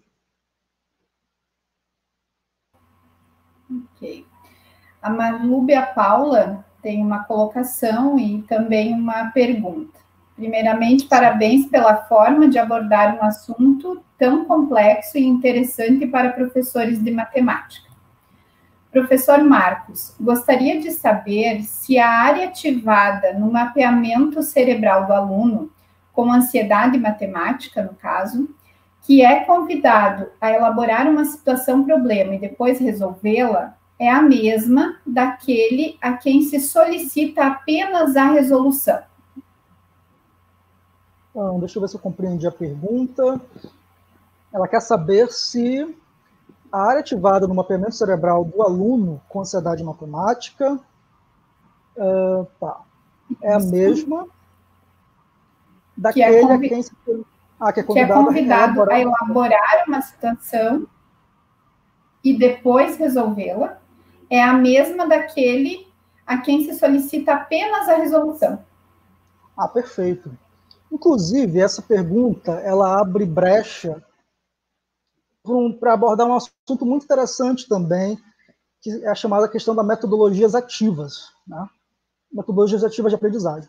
No caso da professora, do que a Marlúbia está colocando, eu penso, bom, o aluno é convidado a elaborar, ele participa do processo, né? Ele elabora a situação e ele depois resolve. Muito provavelmente esse aluno ele vai ter um melhor desempenho, né? Ele vai estar envolvido mais no processo de aprendizagem do que simplesmente ele ter que resolver algo no qual ele não participou muito. Então, a questão da metodologia ativa, que eu penso que a pergunta da Marlúbia, ela abre muita possibilidade, ele, inclusive, é algo também a se investigar. Qual é o impacto das metodologias ativas em indivíduos com ansiedade matemática, né? Eu acredito, Marlúbia, respondendo a sua pergunta, que se a área ativada ela seria a mesma, né? É a mesma, né? Eu acredito que não, porque esse aluno ele vai estar envolvido com uma série de outras situações, né? Ele não vai estar ali apenas no momento e na hora para resolver aquilo, o que gera maior estresse, né? E o estresse está efetivamente ligado ao processo de ansiedade matemática. Então, é um caminho muito promissor, inclusive de pesquisa, que pode garantir, né? Muito provavelmente o aluno com ansiedade matemática, que é envolvido num processo de aprendizagem mais amplo, ele vai ter menos estresse e provavelmente muito menos ansiedade que o outro aluno, e isso deve ter alguma interferência no seu mapeamento cerebral, certamente. A Clarissa Corrêa pergunta também: a neurociência e um ensino multidisciplinar de matemática podem contribuir para a educação inclusiva? A neurociência e o ensino multidimensional de matemática, né, podem contribuir para a educação inclusiva, certamente, certamente. Inclusive, obrigado pela pergunta, Clarissa. A neurociência, falando inclusive da neurociência cognitiva em relação à matemática, né, nós temos vários estudos interessantes envolvendo populações com descalculia, populações com com autismo, né, que estão relacionados à educação inclusiva, e dá indícios de como é que o professor pode estar melhor abordando a questão da educação inclusiva.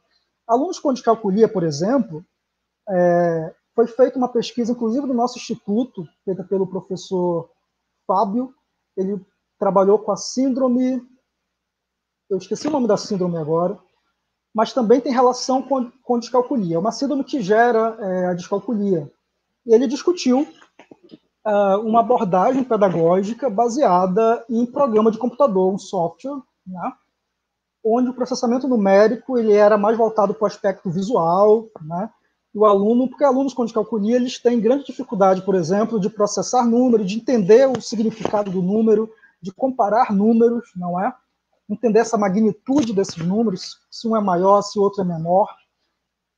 Então, certamente, a neurociência, isso, numa perspectiva de ensino multidisciplinar, isso vai ser importantíssimo para o professor entender melhor a questão da educação inclusiva.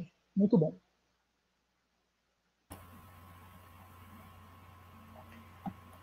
Bom, eu não sei se tem mais alguma pergunta. Deixa eu dar uma olhadinha.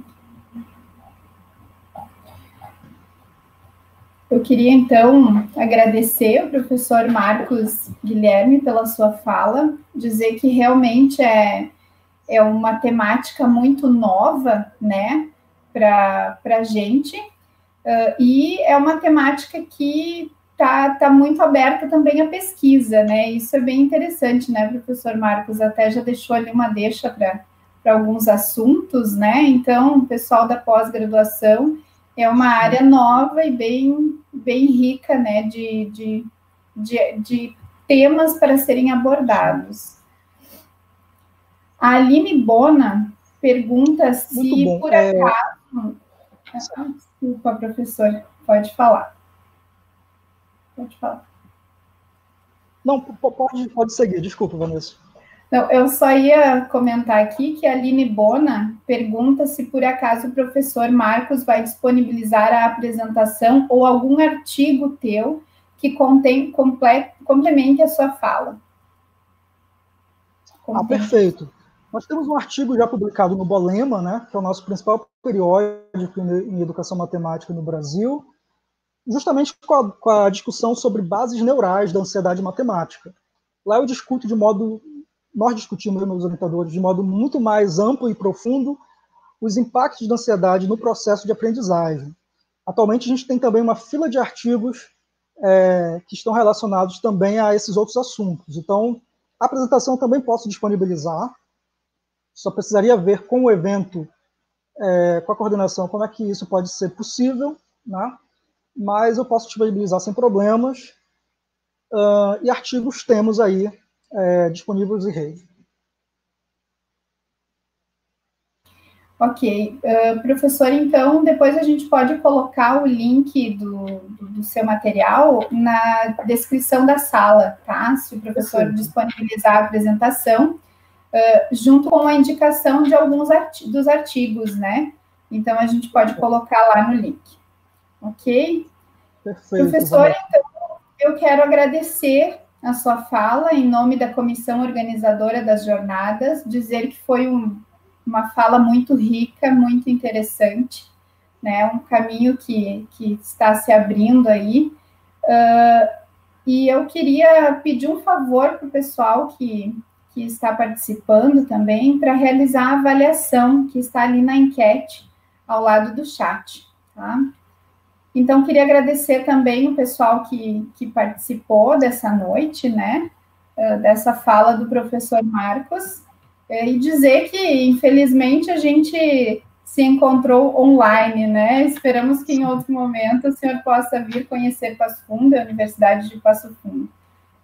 Bom, Vanessa, realmente também agradeço a coordenação do evento, agradeço à Universidade de Passo Fundo pela realização da jornada, que certamente está se constituindo um espaço também muito rico de divulgação científica, esses comentários. Agradecer a todos vocês e agradecer principalmente a comunidade de educação matemática de Passo Fundo e do Brasil que está acompanhando a nossa discussão.